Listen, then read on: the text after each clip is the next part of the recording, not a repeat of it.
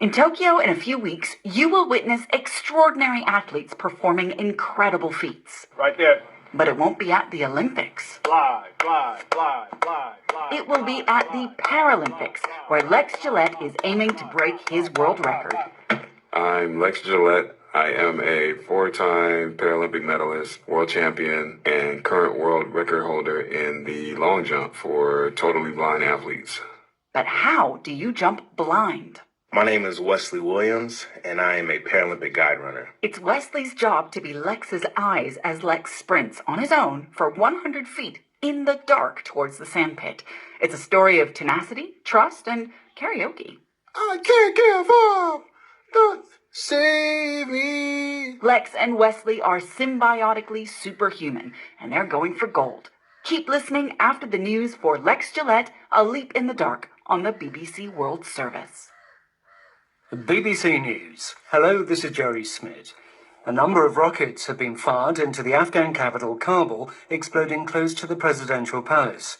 The Taliban have been mounting a sweeping offensive across the country. Sikana Kamani has this report. Prayers at the presidential palace were being broadcast live when the sound of at least 3 explosions were heard. Some officials flinched or looked around nervously, but the prayer ceremony, led by an Afghan soldier, continued. Speaking afterwards, President Ghani said the Taliban have no intention of peace. Talks between the two sides in Doha over the weekend made little tangible progress, whilst fighting on the ground has been continuing. The Taliban now control around half of all territory in the country, though all major cities remain in government hands. The socialist Pedro Castillo has been declared president-elect of Peru, weeks after winning the popular vote in a tightly contested runoff poll. The election authority rejected claims of electoral fraud by his right-wing rival Keiko Fujimori.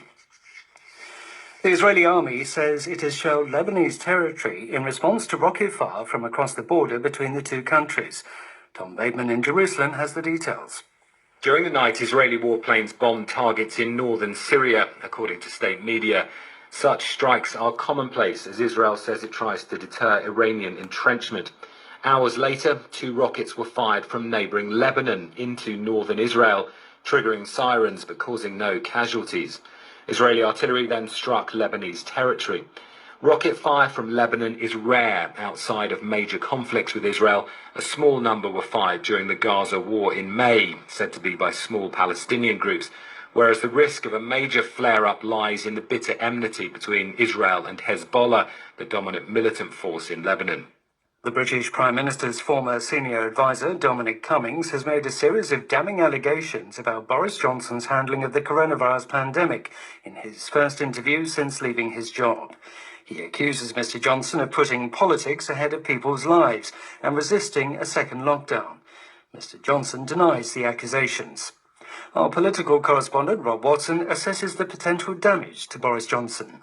In normal times, interviews like this would just finish off any normal Prime Minister, right? But these are not normal times. Since 2016, this country has split into 2 tribes, the pro-Brexit, pro-Boris tribe, and the rest that don't like Brexit much and don't like Boris. And I suspect that what one sees is that the pro-Brexit, pro-Boris tribe, they're just not in listening mode. And for the others, for the other half, well, these kind of allegations just confirm all their worst fears and their view that the Prime Minister is unfit for high office.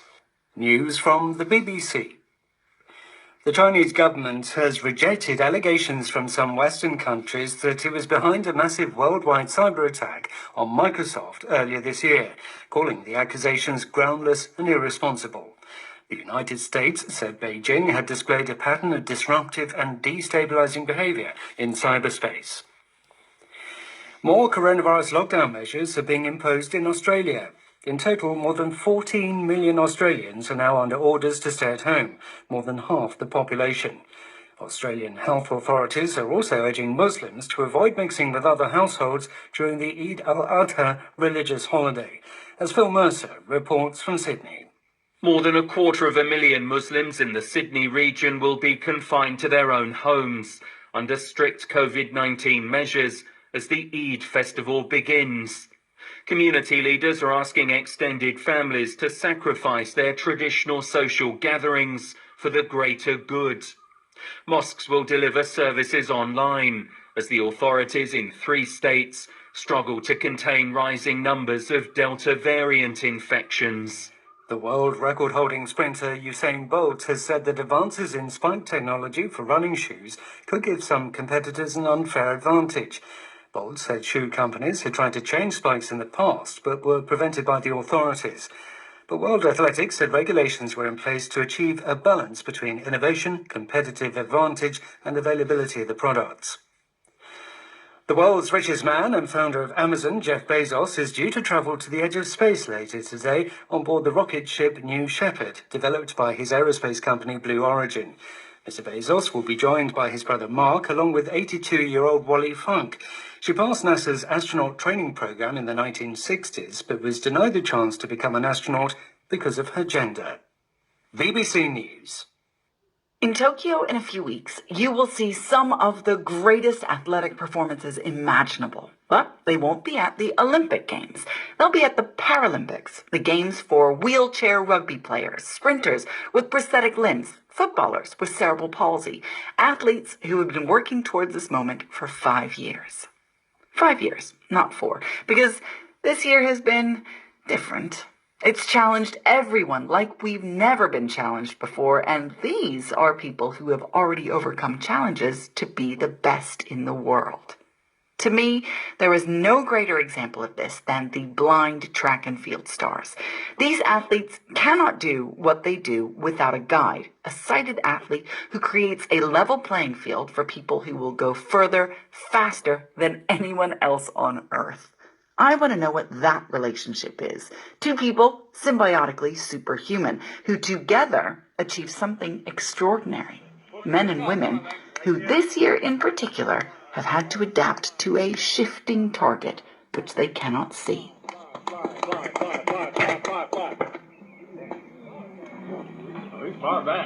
a good jump, buddy. I'm Lex Gillette. I am a 4-time Paralympic medalist, world champion, and current world record holder in the long jump for totally blind athletes.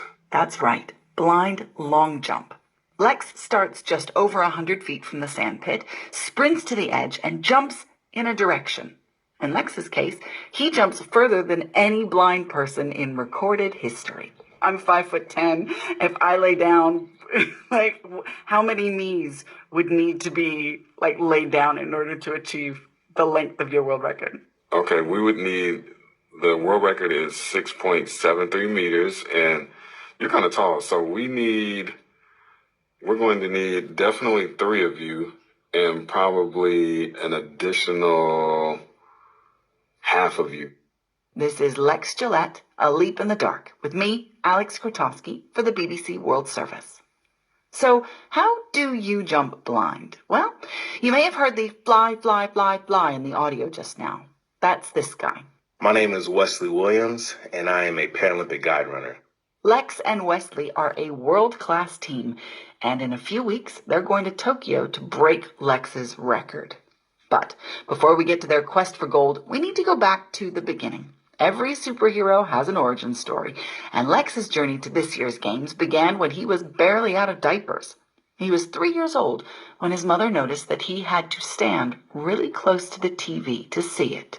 And that's when they had discovered that I had a cataract on the left eye. We had to go through the operation process to get that removed. And in the recovery stages, I had experienced retina detachments on that side, had a couple operations to try to fix it, but they were unsuccessful. So I had lost complete sight in the left eye, but I could still see out of the right.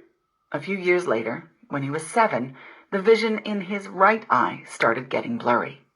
And I remember, it's such an eerie type of vague image now, but I totally remember seeing my reflection in the mirror, and it was like disfigured and it's awkward looking. The right retina was detaching. It took a year of surgeries before they realized that there was no saving his eye. So, At the age of 8, Lex and his mother had to get used to the new normal. Now, his mom had visual impairments of her own, and so she was sympathetic up to a point. Ultimately, she needed help with the heavy lifting of everyday life. So Lex got up and he got chores, and not just around the house. To get to the laundromat, you walk out of the front door, you go to the right. To get to the school bus, you walk out of the front door, you go to the left. To get to the trash dumpster, you walk out of the front door, you make a slight left-hand turn, then you turn straight and keep walking straight ahead. I just knew everything about the area, and that really allowed me to get out there and to run and to feel the concrete under my feet and to know when to turn left or to turn right, to know when I would reach the edge of the grass, to know how much space I had in front of me to continue to run straight. So to be in that space, to be in that neighborhood and know that you have the freedom to move around